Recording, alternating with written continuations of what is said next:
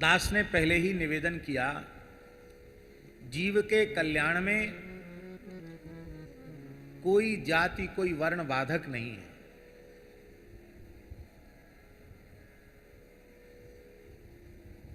ऐसा नहीं है कि ब्रह्मचारी को भगवान मिलेंगे, गृहस्थ को नहीं मिलेंगे, गृहस्थ को मिलेंगे वानप्रस्थी को नहीं मिलेंगे, अथवा यति को ही मिलेंगे, गृहस्थ को नहीं मिलेंगे। किसी वर्ण का, किसी आश्रम का व्यक्ति हो, स्त्री हो, पुरुष हो, बालक हो, युवा हो, वृद्ध हो, जो सर्वभाव भज कपट तज, सर्वभाव से भजन करेगा, कपट तज मोहि परम प्रिय सोय, और वो भगवत साक्षात्कार का, भगवत प्राप्ति का निश्चित अधिकारी होगा, इसमें कोई संदेह नहीं। दास ने कई बात स्मरण की थी। एक कहा था, गृहे स्वाविशताम चापि पुंसाम कुशल कर्मणाम मद वार्ता यातयामानाम न बंधाय गृहामता। अम्बरीश जी का चरित्र इस संबंध में प्रमाण है। जिन लोगों ने गृहस्थाश्रम में प्रवेश किया है और गृहस्थोचित कर्तव्य कर्म का पूर्ण निष्ठा से जो निर्वहन कर रहे हैं, जिस वर्ण में हैं उस अपने वर्णगत धर्म का पालन कर रहे हैं, गृहस्थाश्रम में हैं तो गृहस्थाश्रमोचित धर्म का आचरण कर रहे हैं, माता पिता पत्नी पुत्र भाई बंधु परिवारी कुटुंबी जन समाज राष्ट्र के प्रति जो भी उनके कर्तव्य बनते हैं उन कर्तव्यों का वे निर्वहन कर रहे हैं, पलायन नहीं कर रहे हैं। लेकिन यह उन्होंने निश्चय कर रखा है कि हम अपने व्यस्ततम जीवन का कुछ क्षण कुछ समय भगवान नाम संकीर्तन के लिए, भगवत भागवत चर्चा के लिए हम व्यतीत प्रदान करेंगे। मदवार्ता यातयामानाम, मेरी लीला कथा की चर्चा में जिनका समय व्यतीत हो रहा है उन लोगों का गृहस्थ आश्रम बंधन कारक नहीं। और पूज्य श्री मिथिलेश नंदिनी शरण जी तो बहुत सुंदर व्याख्यान देते हैं और विशेषकर नई पीढ़ी के लोग आपसे प्रेरणा प्राप्त करते हैं। वर्तमान समय की जो शिक्षा है वो अर्थ और काम पर केंद्रित है, और वह अर्थ भी महाराज जी धर्म नियंत्रित अर्थ नहीं और धर्म नियंत्रित काम नहीं, धर्म से अनियंत्रित अर्थ और धर्म से अनियंत्रित काम, इन दोनों से आक्रांत है आज की शिक्षा व्यवस्था।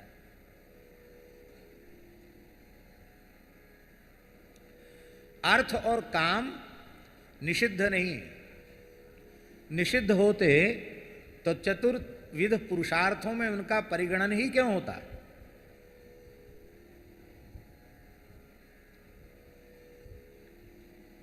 प्रथम स्कंध में इस बात को स्पष्ट किया गया,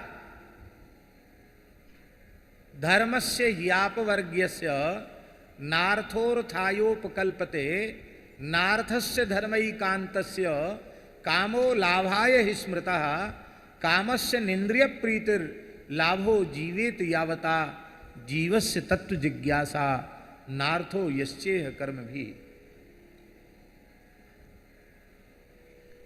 धर्म का निश्चित ही फल अपवर्ग है। लौकिक पारलौकिक भोगों की प्राप्ति धर्माचरण का फल नहीं है। संसार चक्र से छूट जाए, भगवान के चरण कमलों में पहुंच जाए, यही धर्माचरण का फल है। तो महाराज जी जब धर्म का फल अपवर्ग हो गया तो अर्थ किस लिए है? बोले नार्थस्य धर्मैकान्तस्य, धर्म अर्थ के लिए नहीं है किंतु अर्थ केवल धर्माचरण के लिए।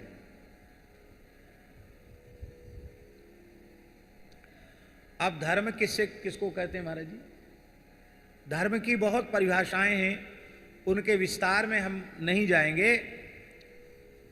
अत्यंत प्रसिद्ध बात यही है कि यतोभ्युदय निःश्रेयस सिद्धि सधर्म, अभ्युदय और निःश्रेयस की सिद्धि युगपत जिसके माध्यम से हो उसे धर्म कहते हैं। दोनों प्रकार का अभ्युदय महाराज जी, लौकिक भी पारलौकिक भी, और परम निःश्रेयस, परम कल्याण। परम कल्याण क्या है?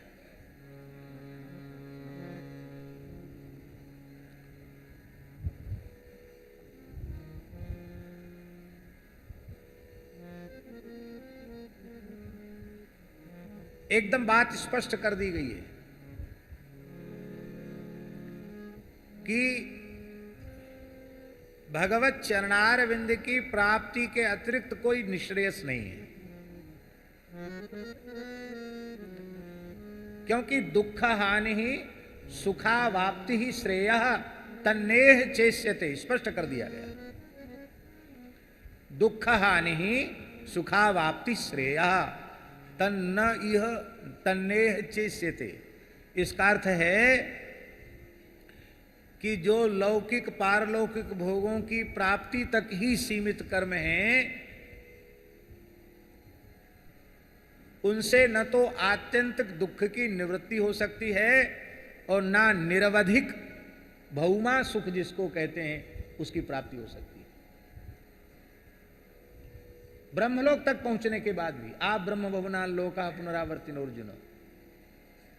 अरे नारद जी तो ब्रह्मलोक में गाने गए थे, गुणगान करने गए थे, वहां से नीचे गिरना पड़ा कि नहीं गिरना पड़ा नारद जी को, उपवरण गंधर्व के रूप में जब थे।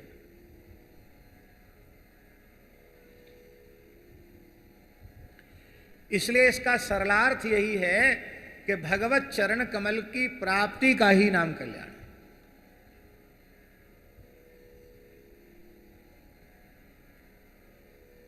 और दूसरा कल्याण नहीं है। तो धर्म जो है वो संसार चक्र से छूटकर भगवत चरणारविंद की प्राप्ति में सफल होने वाला है, सार्थक होने वाला है।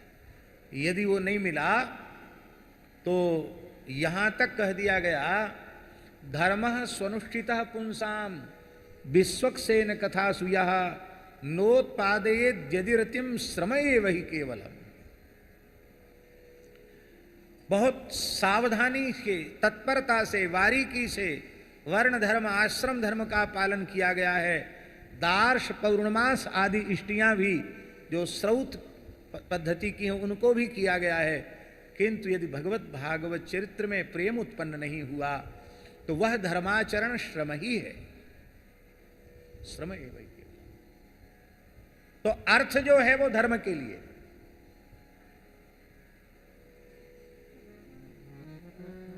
धर्म का अर्थ है जिससे अभ्युदय निःश्रेयस की सिद्धि हो, अपना और अपने सहित संपूर्ण जगत का,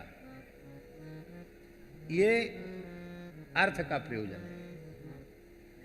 उस काम में हम अपने धन को खर्च करें, बहुत ध्यान से सुने, उस काम में हम अपने धन को लगावें जिससे हमारे सहित संपूर्ण जीव जगत का परम हित होता हो, परोपकाराय सताम विभूतया, परमार्थ होता हो, परोपकार होता हो। इंद्रियों को तृप्त करना काम का फल नहीं है, जितने में हमारे जीवन का निर्वाह हो जाए।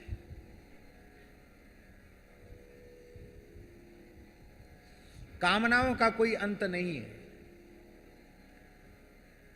इसका अर्थ ये नहीं है भैया जी कि हम पुरुषार्थ शून्य हो जाएं, पुरुषार्थ करना है, पर हमारी जो भोगों को भोगने की और भोगों की संग्रह की लोलुपता है, वो लोलुपता हमारा अधःपतन कराने वाली है, वो हमारे में न हो। ये अर्थ है कामस्य नेन्द्रिय प्रीति। उस लौल्य से रहित हो करके हम अपने जीवन का निर्वाह करें। जीवन का फल क्या है? बोले इसी शरीर से, इसी जीवन में हम अपने इन्हीं नेत्रों से भगवान का दर्शन करें। देखें हम स्वरूप भरी लोचन, करहु कृपा प्रणतारति मोचन। अपने नाथ, क्योंकि अक्षणवताम फलमिदम न परम विदामः सख्यः पशु ननु विवेशयतोर्वयस्यै वक्त्रम ब्रजेश सुतयो रनुवेणुजुष्टम यैर्वा निपीत मनुरक्त कटाक्ष मोक्षम। अर्थ स्पष्ट है, अर्थ के व्याख्यान की आवश्यकता नहीं है।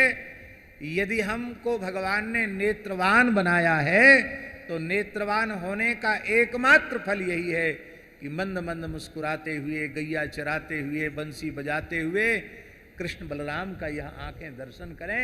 इसके अतिरिक्त नेत्रों का दूसरा कोई फल नहीं है।